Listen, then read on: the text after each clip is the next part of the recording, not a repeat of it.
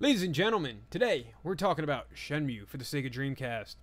Released in 1999 in Japan and 2000 over here in the States, this game was, if not still is, the killer app for the Dreamcast.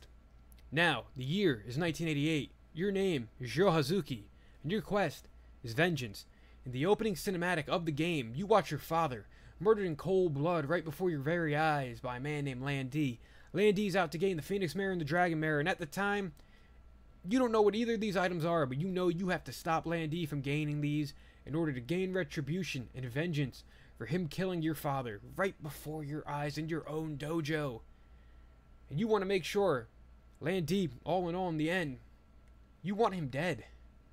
And I mean, you know, Lan Di sort of is an a-hole. He should get what's coming to him. But that's besides the point. We get into that later. Now, this game, upon its release in 1999, was the most expensive budgeted game to ever be released, and I think it was around $30 million. With inflation, one can only imagine where that holds up today. And to this day, Shenmue is credited as being one of the trendsetters in the evolution of open world gaming. There was stuff in this game that had never been done before. You could get a job. You could play arcade games. You had a Sega Saturn in your house that you could unlock Saturn games for and play those games. The environment was beautiful. The world was beautiful. It was full voice acting. Never before had we seen an open world game like this. I said you'd get a job. You had to get a job to get money, to get information.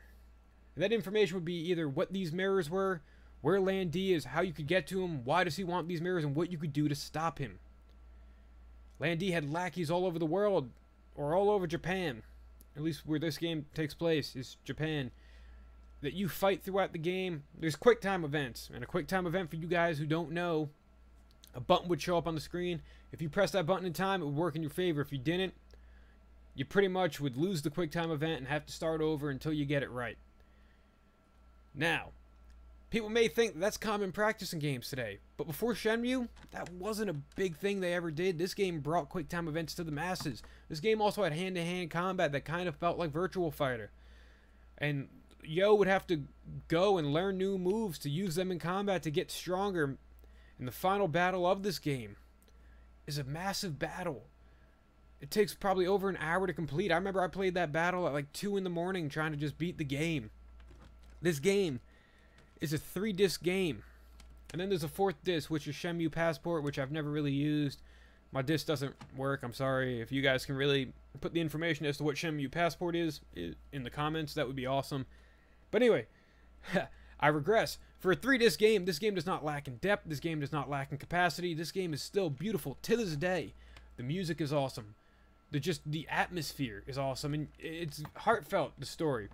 You start feeling for Yo and his quest for vengeance, and every look and every corner that you turn, whatever you're trying to accomplish, Lan Di's finding a way to counter that. He has people all around just trying to stop you from getting to him. And you also fight one of his other weird, kind of lackey looking guys. I think his name's like Chai, and he looks like he could have been a part of The Exorcist. It's like really weird guys. You guys know who I'm talking about if you've heard it. He does all this weird stuff. He thinks he's Spider-Man at points where he's just like hanging from stuff. Anyway, I don't want to spoil much.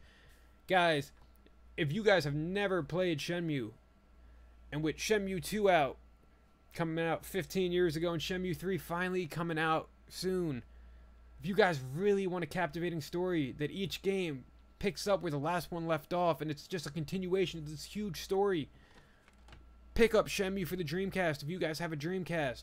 Sadly, this game has never been remastered in HD, but a part of me thinks that it should stay right where it belongs on the Dreamcast, and it shouldn't be touched.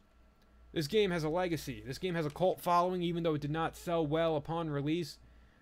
This game is one of the must-owns if you guys have a Dreamcast. Leave your thoughts of Shenmue below, what you guys liked about the game, what you didn't like, what you guys thought of the series as a whole. Subscribe to my channel, guys. Check out all my other gaming videos. I'll post a video about something. Usually it's best for viewer. It usually goes right above here. And subscribe to my channel. That link will be down here somewhere. Until next time, guys, thank you for watching. That is Shenmue for the Sega Dreamcast, and you guys have an awesome day.